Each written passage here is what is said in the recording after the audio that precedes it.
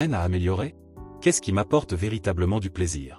Ce voyage intérieur est souvent le point de départ de tout grand changement. Nous pouvons le considérer comme une leçon précieuse.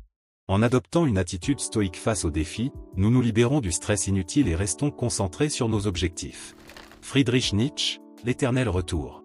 Nietzsche invite à une réflexion provocante: si vous deviez revivre chaque moment de votre vie éternellement, seriez-vous en accord avec vos décisions? Cette idée nous pousse à agir avec intention et à éviter de perdre du temps dans des activités futiles. En pensant à l'éternel retour, nous nous focusons à nos actions quotidiennes. Aristote, la vertu comme équilibre. Pour Aristote, la vertu réside dans le juste milieu entre deux extrêmes.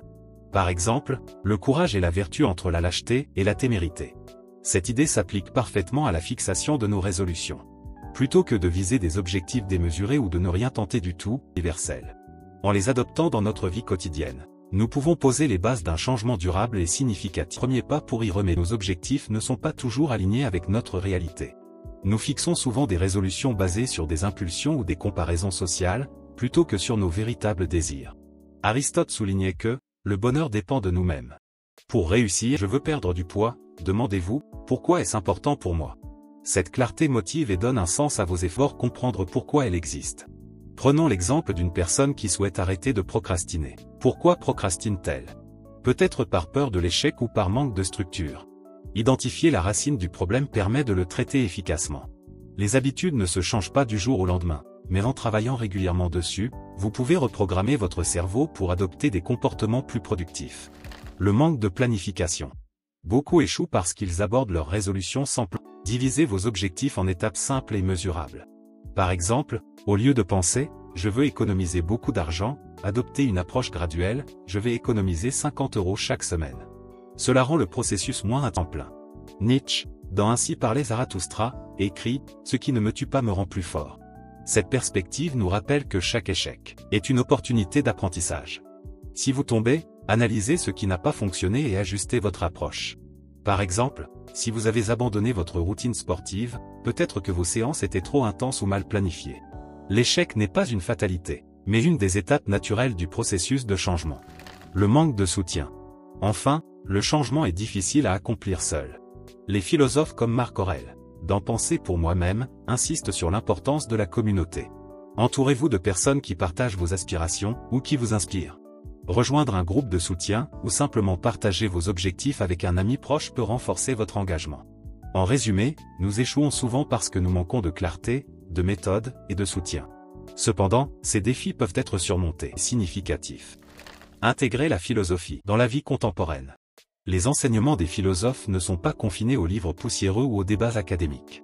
Elles entrent en écho profond avec les réalités de notre époque contemporaine, où les défis sont nombreux et les distractions omniprésentes. Intégrer la philosophie dans notre quotidien peut transformer notre manière de vivre et d'agir, notamment lorsqu'il s'agit de tenir nos résolutions. Le stoïcisme pour mieux gérer les imprévus. Dans nos vies trépidantes, les imprévus sont inévitables. Une approche stoïcienne, telle qu'enseignée par Marc Aurèle, nous invite à accueillir ces moments avec calme et rationalité. Par exemple, si votre résolution pour 2025 est de vous consacrer davantage à l'apprentissage, mais que des contraintes de temps surgissent, au lieu de vous décourager, adoptez une mentalité stoïque. Demandez-vous, qu'est-ce qui est sous mon contrôle? Peut-être ne pouvez-vous pas étudier autant que prévu, mais vous pouvez réajuster vos horaires pour continuer à progresser, même à un rythme plus lent. La recherche d'un équilibre harmonieux selon les principes d'Aristote. Dans une ère où le tout ou rien domine, la philosophie aristotélicienne de la vertu, comme juste milieu, est particulièrement pertinente. Imaginons que votre objectif soit d'adopter un mode de vie plus sain. La solution ne réside ni dans des régimes extrêmes, ni dans l'abandon total de vos plaisirs culinaires. Adoptez une approche équilibrée, introduisez progressivement de bonnes habitudes alimentaires, tout en vous permettant quelques écarts occasionnels. Cet équilibre vous garantit une plus grande durabilité dans vos efforts. La pleine conscience inspirée par les philosophes orientaux. La philosophie occidentale n'a pas le monopole des idées pratiques. Le bouddhisme et la philosophie taoïste offrent des outils puissants pour vivre le moment présent. Lao Tse disait, « Un voyage de 1000 km commence par un pas ». Cela peut vous aider à contrer la procrastination. Par exemple, si vous voulez écrire un livre ou lancer un projet en 2025, commencez simplement. Écrivez une page, planifiez une étape, mais surtout, engagez-vous à être présent dans chaque action, sans vous laisser submerger par l'ensemble du processus. La technologie comme allié philosophique. Dans le monde moderne, la technologie peut devenir un moyen précieux pour intégrer les principes philosophiques dans notre quotidien. Des applications de gestion du temps ou de méditation, comme Notion ou Headspace, peuvent vous aider à rester aligné avec vos objectifs et vos valeurs. Mais attention! Comme le rappelait Thoreau, les outils sont utiles seulement si nous les maîtrisons. La clé est d'utiliser la technologie avec intention, sans devenir esclave des notifications ou des comparaisons sociales. En résumé, la philosophie n'est pas un concept abstrait réservé aux penseurs. C'est une boîte à outils applicable à chaque aspect de notre vie moderne. En intégrant ces enseignements, vous pouvez affronter les défis du quotidien avec sérénité et efficacité. Créez un plan d'action pour 2025. Pour qu'une résolution devienne une réalité, elle doit être soutenue par une structure claire et réalisable. Sans plan d'action, les meilleures intentions restent souvent à l'état de rêve. Voici un guide détaillé pour transformer vos ambitions en actions concrètes en 2025. Fixez des objectifs SMART. L'approche SMART est un pilier de la planification efficace. Vos objectifs doivent être spécifiques, mesurables, atteignables, réalistes et temporels. Par exemple, au lieu de dire « je veux être en meilleure santé », dites « je veux courir 5 km sans interruption d'ici juin 2025 ». Cela vous donne une vision claire de ce que vous voulez accomplir et un cadre temporel pour y arriver. Divisez vos objectifs en étapes réalisables. Un grand objectif peut sembler écrasant. La clé est de le diviser en petites étapes atteignables. Prenez l'exemple d'une personne souhaitant apprendre une nouvelle langue. Fixez des jalons, apprendre 50 mots par semaine, maîtriser les bases de la grammaire en 3 mois, et pratiquer avec un locuteur natif après 6 mois. Chaque étape accomplie augmente votre motivation et vous rapproche de votre objectif. Pratiquez l'auto-réflexion régulière. Comme l'a souligné Socrate, une vie sans examen ne vaut pas la peine d'être vécue. Adoptez l'habitude de faire le point régulièrement sur vos avancées. À la fin de chaque semaine ou mois, posez-vous ces questions: qu'est-ce qui a bien fonctionné? Quelles ont été mes difficultés? Que puis-je ajuster? Tenir un journal peut vous aider à rester conscient de vos avancées, tout en identifiant les obstacles à surmonter. Créez un environnement qui vous soutient. Votre entourage et votre environnement jouent un rôle crucial dans la réussite de vos résolutions.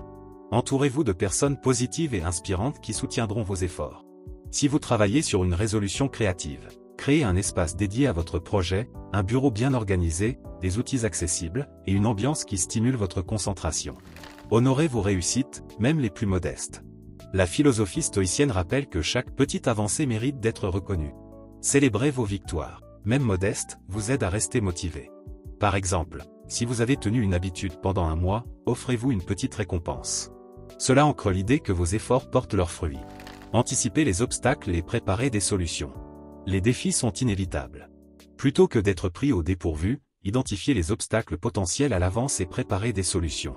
Si vous savez que vous êtes facilement distrait par les réseaux sociaux, définissez des limites claires. Désactivez les notifications, ou utilisez des applications de blocage pendant vos heures de travail.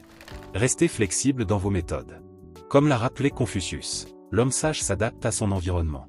Si une stratégie ne fonctionne pas, ajustez-la. Par exemple, si vous constatez que vos séances de sport matinales sont difficiles. En résumé, un bon plan d'action est essentiel pour concrétiser vos résolutions. En suivant ces étapes et en restant engagé, vous allez faire de 2025 une année de progrès et d'accomplissement. Le changement peut sembler difficile, mais avec un cadre clair et des efforts constants, il devient accessible. Vous êtes maître de votre avenir. Conclusion. Le nouvel an est une occasion idéale pour réécrire votre histoire. En suivant les leçons des philosophes et en adoptant un plan d'action solide, 2025 peut devenir une année de transformation. Si cette vidéo vous a inspiré, pensez à liker pour montrer votre soutien, à partager vos résolutions en commentaire, nous sommes là pour nous encourager. Et surtout, abonnez-vous pour plus de contenu motivant et philosophique. Ensemble, faisons de cette année une réussite. Merci et à bientôt pour une nouvelle Odyssée.